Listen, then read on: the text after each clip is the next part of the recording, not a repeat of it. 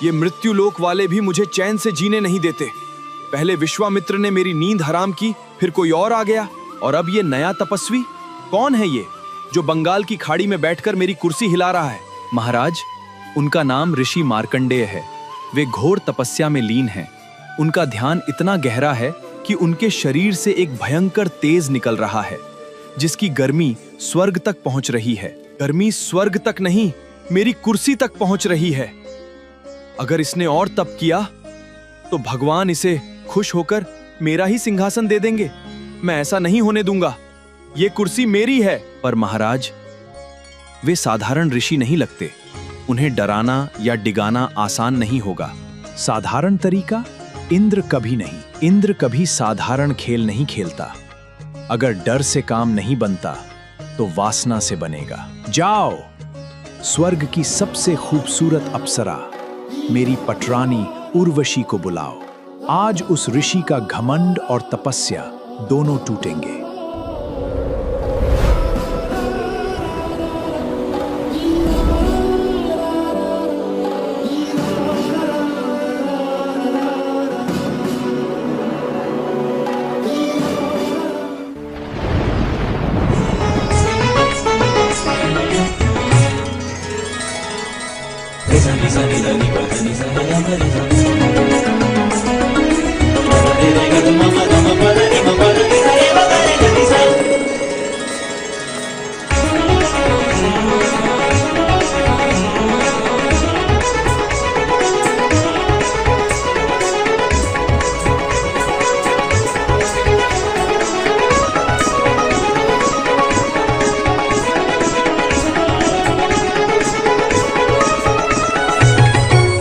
क्या हुआ ऋषि मुनि?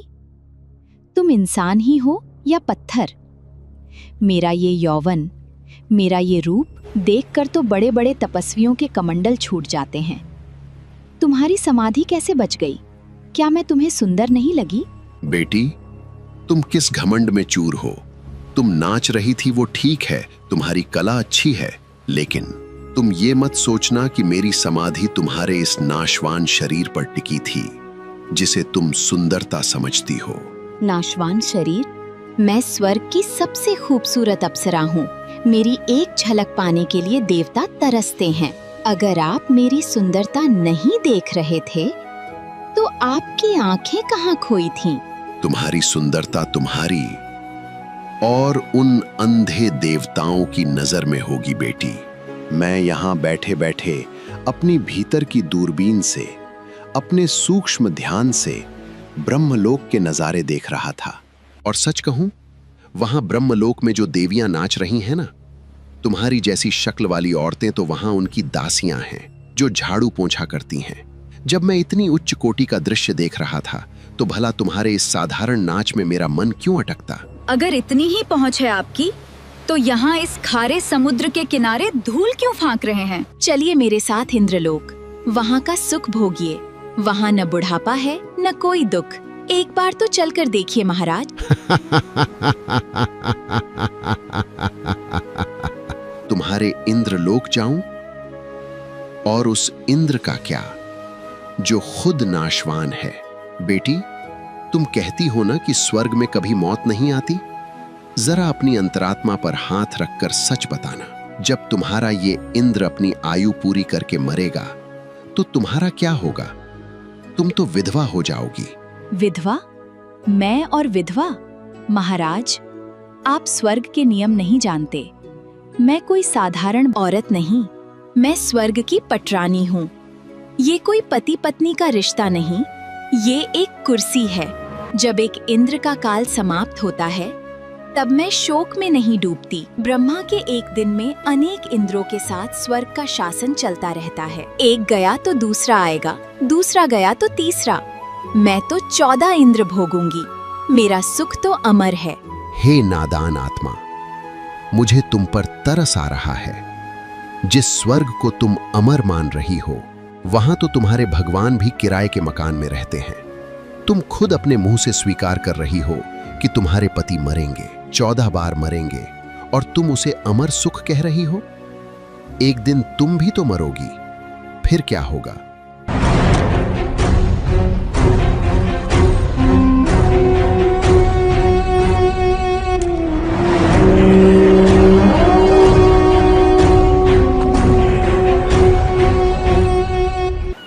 प्रणाम ऋषिवर।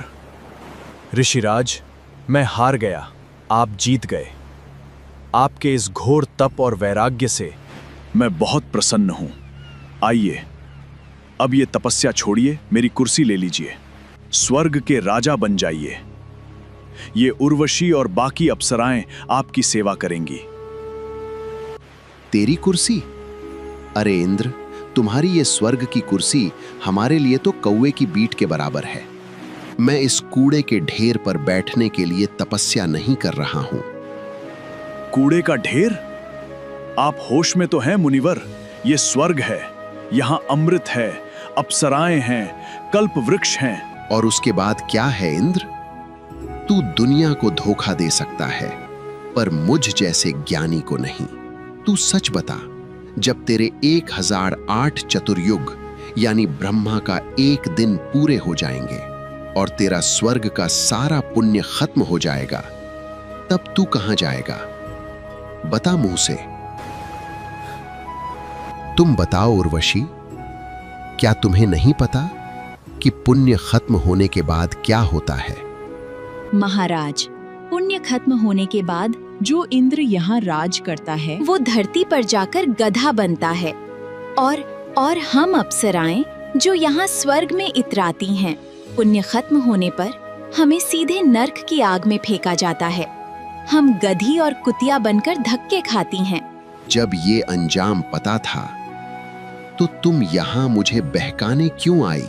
मैंने आपको अपने साथ चलने के लिए इसलिए कहा था ताकि इस इंद्र के सामने मेरी इज्जत बच जाए। अगर मैं आपका तप भंग नहीं कर पाती तो ये इंद्र मुझे बहुत भयानक सजा देता, कोड़ों से पिटवाता। देख लिया अपनी माया का तमाशा? तुम दोनों काल की भांग पीकर मदहोश हो। ये स्वर्ग एक बहुत बड़ा धोखा है, एक मीठा जहर है।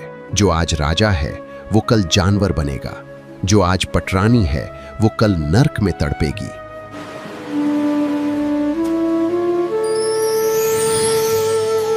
दर्शकों, स्वर्ग का लालच काल निरंजन का सबसे बड़ा फंदा है, जहां के देवी देवता खुद नाशवान है, जहां का राजा खुद अपने भविष्य से डरता है। वो लोग हमें मोक्ष कैसे दिला सकता है? सच्चा मोक्ष केवल पूर्ण परमात्मा कबीर साहिब की शरण में जाने और सद्गुरु से सतनाम प्राप्त करने से ही संभव है। जब तक हमें तत्व ज्ञान नहीं मिलेगा, हम ऐसे ही स्वर्ग और नर्क के झूठे चक्करों में ठगे जाते रहेंगे। मार्कंडे नाम के ऋषि बंगाल की खाड़ी में तपस्या कर रहे थे। इंद्र के हलकारे यानी उसने गुप्तचर छोड़ रखे होते हैं पृथ्वी पर, उनके देवता यहाँ गुप्त रूप में घूमते रहते हैं और उनके ऐसे सूक्ष्म शरीर होते हैं।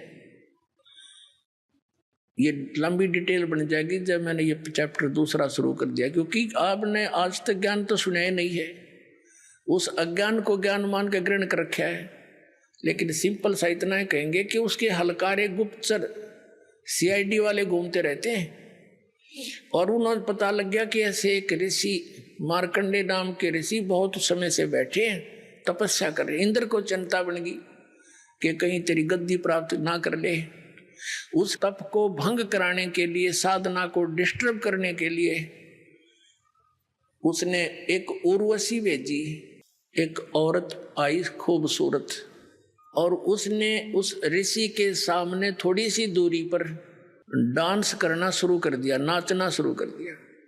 और वहाँ का एक सिद्धि से वहाँ का वातावरण ऐसा बना दिया जैसे ना गर्मी ना सर्दी, और सुगंध उठ रही हो जानो चारों तरफ से, ऐसे जानो ऐसा बड़े मनमोहक वातावरण बना दिया। अब वो नाच रही है। मार्कंडे ऋषि आधी आंखें खुली हैं, आधी बंद हैं। जब उसने सारे डांस कर लिए, अंत में वो निवस्त्र होगी।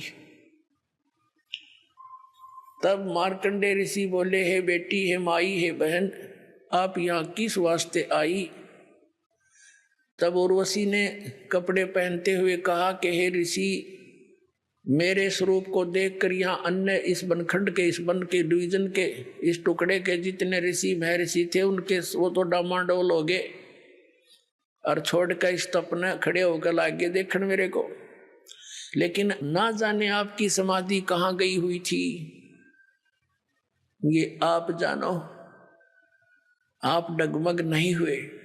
तब मार्कंडे ऋषि ने बताया कि मेरी जो समाधि थी, समाधि क्या होती है कि यहाँ बैठे वो अपनी दूरबीन से, अंदर की आंखों से, ये अपनी अपनी भक्ति से रेंज घटती बढ़ती रहती है। वो कह रहा कि मैं ब्रह्मलोक में मैं डांस देख रहा था, और वहां नाचने वाली औरतों की तेरे जैसी तो 7-7 नौकरानी थी।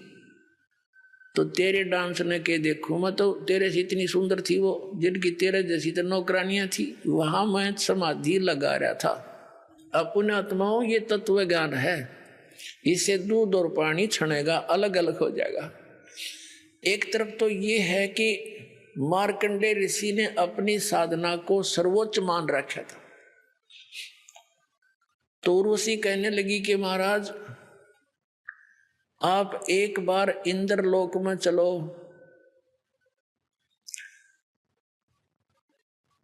तो मार्कंडे ऋषि ने कहा कि तेरे से कोई और सुंदर हो उसको भेज दे, वो भी ट्राई कर लेगी। तो उर्वशी ने कहा कि मैं इंद्र की पटरानी मैं ही हूं, यानी सबसे ब्यूटीफुल, सबसे खूबसूरत स्वर्ग की जो औरतों में से एक होती है, वो सची नाम है उसका, और वो इंद्र की पटरानी होती है। तो वो कहती है मैं ही वो सबसे सुंदर औरत हूं उस स्वर्ग लोक की, और मैं इंद्र की पटरानी यानी मुख्य पत्नी हूं। मार्कंडे ऋषि ने कहा कि जब ये इंद्र मर जाएगा तब तू क्या करेगी, क्योंकि ये तो नासवान है। पर उसने सची ने कहा, उर्वशी ने कहा, यानी उर्वशी ने कहा कि मैं 14 इंद्र भोगूंगी। अपने आत्माओं, अपना पैमाना लगा लियो, आप क्या भक्ति कर रहे हो और क्या प्राप्ति होगी इस मार्ग को छोड़कर अन्य जो साधनाएं करते हो वहां से। अब वो क्या कह रही है उर्वशी, वो कितनी पुण्यात्मा थी, उसने कितने धर्म और पुण्य किए होंगे। वो कह रही है कि ये 14 इंद्र मर जाएंगे, अपना शासन काल पूरा करके इनकी मृत्यु होती रहेगी, और मैं नौ की नौ बनी रहूंगी, मैं इनकी पत्नी रहूंगी, यहाँ की पटरानी। ये भी एक पोस्ट है। और नेक्स्ट इंद्र की वह पत्नी बनेगी, वो अपना 14 ऐसे वो 72 चौकड़ी युग, 72 चतुर्युगी, सतयुग, त्रेता, द्वापर, कलयुग, ये 4 युगों का एक चतुर्युगी होता है। ऐसी 72 चतुर्युगी तक 1008 वर्ष तक समझ लो, 1008 ये चतुर्युगी तक ये ब्रह्मा का एक दिन होता है, 1008 चतुर्युग का। तो जब और फिर रात्रि में वो नष्ट हो जाते हैं, तो कहते हैं इस एक दिन में, ब्रह्मा के दिन में 14 ये इंद्र नष्ट हो जाते हैं। तो ये क्या कहती है कि ब्रह्मा के एक दिन में 1008 चतुर्युग तक मैं तो नो की नो पत्नी बनी रहूंगी, यहाँ की स्वर्ग की देवी, और जितने जो इंद्र हैं वह 14 इंद्र मरते रहेंगे, मैं कांस्टेंट रहूंगी जब तक, फिर मेरी भी मृत्यु होगी। अब मार्कंडे ऋषि परिचित थे उनसे। मार्कंडे ऋषि ने कहा कि 14 इंद्र भी मरेंगे जब तू के करेगी। तो वो क्या बताती है? नियम बताती है, उसका प्रतिफल बताती है, सच्चाई बताती है कि जितने अंदर में भोगूंगी वो तो गधे बनेंगे मृतलोक में, पृथ्वी पर, और मैं गधी बनूंगी।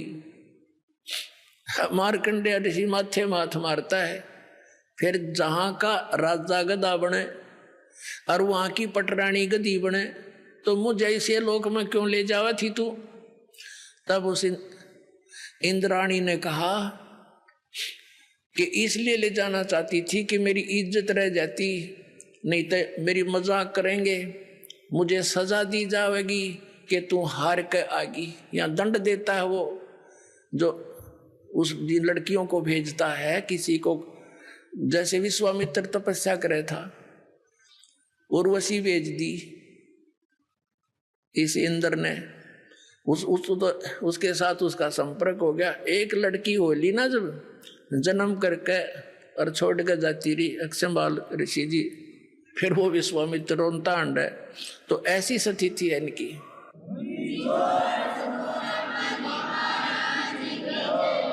वो क्या कहती है कि मैं अपनी इज्जत रखने वास्ते, और ऐसे वो इंद्र इन ऋषियों को और लड़कियों को जो स्वर्ग में सुखी मानते हैं, स्वर्ग में सुख हो जाता है, उनका वो नौकर है उसके सारे, उस इंद्र के, और उनको बाई फोर्स भेजता है, उसका धर्म भंग करके आ, नहीं तो तुझे सजा दूंगा। वहां कोड़ों से पीटी जाती हैं औरतें जो स्वर्ग के वासी कहलाते हैं।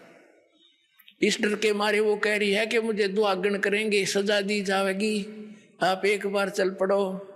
तब मार्कंडेय ऋषि ने कहा था कि किस लिए ले जाना चाहती थी? कि अपनी इज्जत रखने के लिए, नहीं तो यूं कहेंगे तू भी हार का आएगी, सबसे सुंदर थी, सबसे शक्तिशाली थी। तब जब मार्कंडेय ऋषि ने कहा, ए बोली आत्मा, तू आज भी गधी, क्योंकि 14 खत्म करेगी, और मृत्यु के बाद तू स्वीकार कर रही है परमानेंट गधी, तो फिर गधी का भी इज्जत किसी, और इज्जत की ठेकेदार नहीं बनी बैठी तू, भाग यहां से।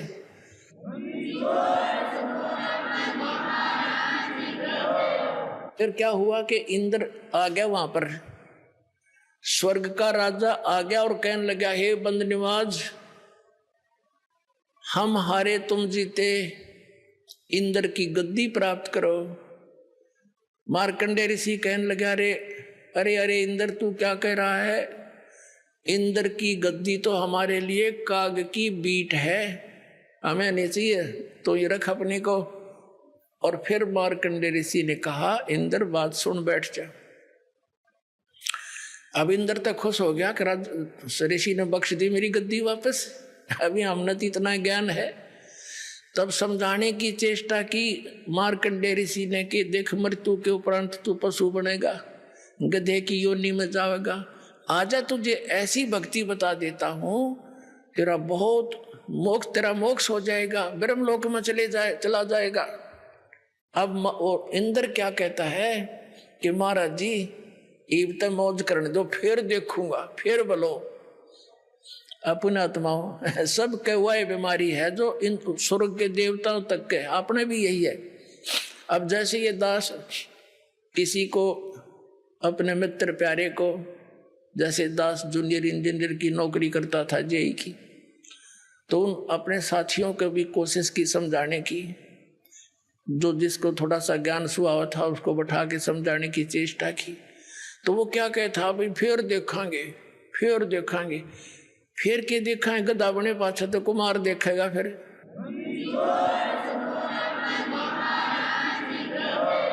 2.5 मन का बोरा कमर पर और लाठी लगेगी गट्टियां पे। देखना अब देख, संतों के विचार सुन और बुराई छोड़ भक्ति कर। देखना तो अब फिर क्या देखेंगे। वास्तविकता ये होती है कि कोई तो गुटी सुटी लावे, 2 पैसे का ब्यों तो दे, बकवास शुरू करता है ये प्राणी। 2 पैसे माया अधिक हुई ना, और ये नरक में जाने की टिकट बनी ना, तुरंत बन जाती है। तो उनके वह किसी पे गुटी ना छूटे, किसी पे रिश्वत ना छूटे, और कोई 100 बुराइयों में ग्रस्त हो जाता प्राणी, तो वो इस कारण से यूं कहता फिर देखेंगे। और फिर कुछ एक यहाँ तक कह देते थे किसने देखी है, देखी जाएगी। बताओ, अब अंधा जा रहा हो जंगल के अंदर, वन की तरफ, और उसको कोई कहे आंखों वाला के सूरदास इधर मत जा भाई, ये रास्ता ठीक नहीं, बहुत भयंकर दुख होंगे तो इसमें चला जाएगा, जंगली जानवर हैं, वहाँ काटे हैं, बहुत बुरा हाल हो जाएगा। और वो अंधा वही बोल सकता जिसने कोई गुटी सूटी ला रखी हो या भांग पी रखी हो, वो कह सकता है ऐसी बातें, किसने देखा है, देखी जाएगी। अब अंधे न दिखता ना, आँखें लेकी वो मानता ना, और फिर न्यू के किसने देखा, जिसने देखा है वही तो बता रहा है कि ये रास्ता गलत तेरा। अपने आत्मा वही सती थी, आज हमारी थी, हमने अब इस काल की भांग गणी पी रखी है सभी ने। कबीर साहब कहते हैं, कबीर ये माया अटपटी और सब गट आण अड़ी, किस किस ने समझाऊं या कुआ भांग पड़ी। एक ठेके पर दारू पी के चाहे 10 कैंडिडेट आ रहे हों, और सारे की एक जैसी गतिविधि, एक जैसी बोल, ऐसे ही चाल पाओगी। उनसे बात करके देख लो, वो किसी भाषा बोलेंगे। तो यहाँ हम जो इस प्रकार की भाषा बोलते हैं, किसने देखा है, देखी जाएगी, फिर देखेंगे, तो ये सारे भांग पी रहे हैं इस काल की माया की। कबीर साहब कहते हैं, कबीर ये माया अटपटी सब गट आण अड़ी, और किस किस ने समझाऊं या कुआ भांग पड़ी। 21 ब्रह्मांड है इस काल के, इन सारे में कुआ, इन सब कुओं में यह भांग डाल रखी है, सब ने यही पी रखी है, और यही ज्ञान ग्रहण है। स्वर्ग प्राप्ति करूंगा, MLA बनूंगा, MP बनूंगा, हरगदा बन के फिर देखिए के बनेगा तेरा। तो ये ज्ञान आपने फाइनल मानना पड़ेगा। ये कोई डूम बाट के गीत नहीं है, क्यों किसी कभी सर ने गा दिए 2 रोटी के रोले में, नहीं, ये समर्थ की आई हुई बताए हुए ज्ञान है, ये फाइनल समझ लेना।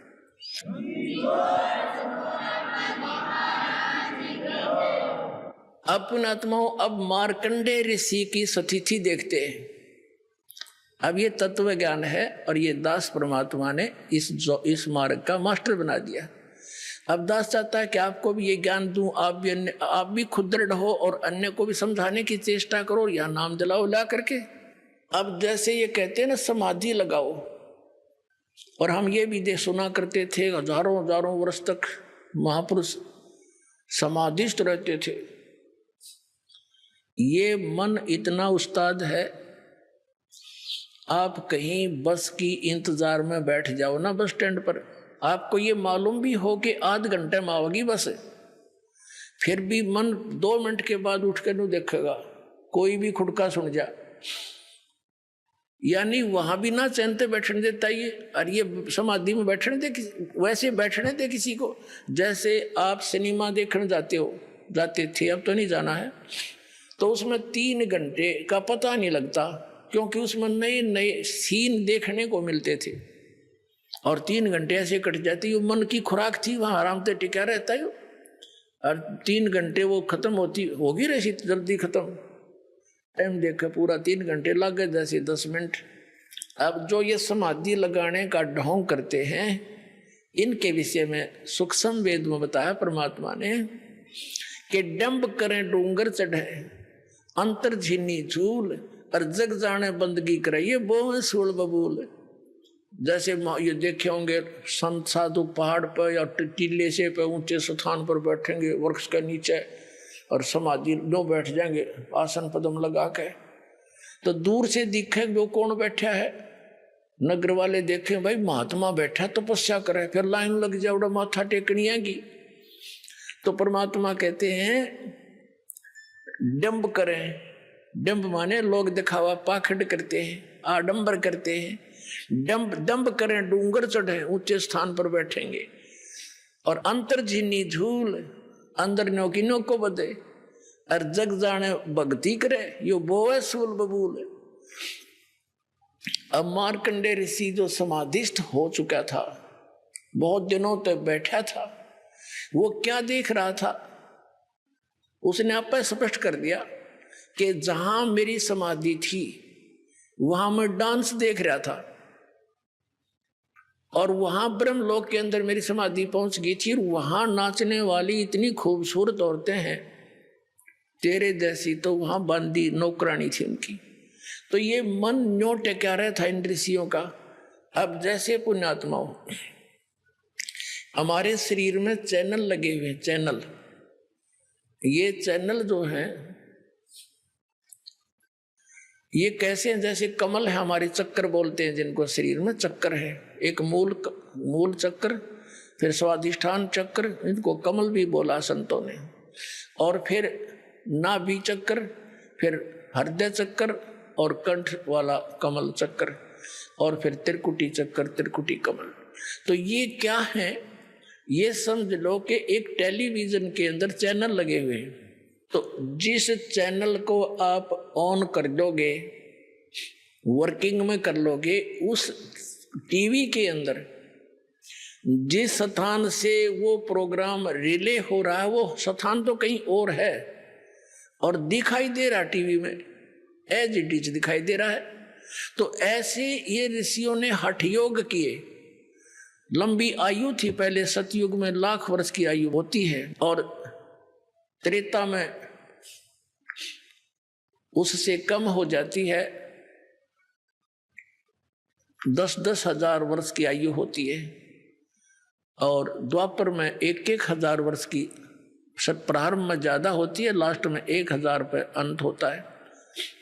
और कलियुग के अंदर ये आपकी लास्ट में 20 वर्ष की आयु रह जाएगी और शुरुआत इसकी ऐसे ही कई सैकड़ों वर्षों से हुई है। अब क्या हुआ? वो क्या देख रहा था? उसका चैनल ऑन हो गया और उसने क्या दिखाई दे रहा था? ब्रह्मलोक में डांस देख रहा था। और कभी कुछ दिखाई देता है, कभी कोई झरने आ रहे हैं, कितने कोई ऐसे सवारी जा रही है, कोई नाच हो रहे हैं, कई झरने बह रहे हैं, ये देखते रहते हैं अंदर। तब ये मन टेके ना टेकन दे इसने। अब उससे क्या होता है? ये ऋषि लोग साथ में ओम नाम का जाप भी करते थे। तो ओम नाम के जाप से और इस हठ योग से क्या होगा? ओम नाम के जाप से मार्कंडेय ऋषि ब्रह्मलोक में जागा, क्योंकि उसके ब्रह्मलोक तक की साधना हो चुकी थी। गीता जी अध्याय नंबर 8 के श्लोक नंबर 16 में स्पष्ट किया है कि ब्रह्मलोक पर्यंत सभी लोग पुनरावर्ती में हैं, वहां गए हुए भी जन्म मृत्यु को प्राप्त होते हैं। अब मार्कंडेय ऋषि अपनी साधना को मोक्षदायक मान रहा था, सबसे बढ़िया मान रहा था, उसकी भी कुछ भी ना पाइया। अब पुणात्मा जैसे गीता जी अध्याय नंबर 4 के श्लोक नंबर 25 से लेकर 30 तक यही निर्णय दिया है कि जो भी साधक जो साधना कर रहा है वो अपनी साधना को पापनाशक माने बैठा है। चौथे अध्याय के 32वें श्लोक में कहा गीता जी में कि इस प्रकार की वास्तविक जानकारी, धार्मिक अनुष्ठानों की जानकारी, साधनाओं की जानकारी सच्चिदानंद घन ब्रह्म की वाणी में विस्तार के साथ कही गई है, वो तत्व ज्ञान है। और चौथे अध्याय के फिर 34वें श्लोक में कहा कि उस तत्व ज्ञान को तू तत्वदर्शी संतों के पास जाकर समझ, उनको दंडवत प्रणाम करने से, विनम्र होकर, कपट छोड़कर सरलता पूर्वक प्रसन्न करने से वह तत्व ज्ञानी दर्शी ज्ञानी महात्मा तुझे उस तत्व ज्ञान का उपदेश करेंगे। उनसे पूछ जाके, इसे गीता ज्ञान दाता भी परिचित नहीं है। तो ये मार्कंडेय ऋषि अपनी साधना को उत्तम मान रहा था। अब परमात्मा के उस तत्व ज्ञान से, उस पैमाने से नाप कर देखेंगे। इसने क्या बताया है? इंद्र कुबेर ईश की पदवी ब्रह्मा वर्ण ध्रुव राया, विष्णुनाथ के लोक को जाके तू फिर भी वापस आया। ये ब्रह्मलोक तक गए हुए प्राणी भी वापस आते हैं, आपने प्रमाण देख लिया 8वें अध्याय के 16वें श्लोक में गीता जी में।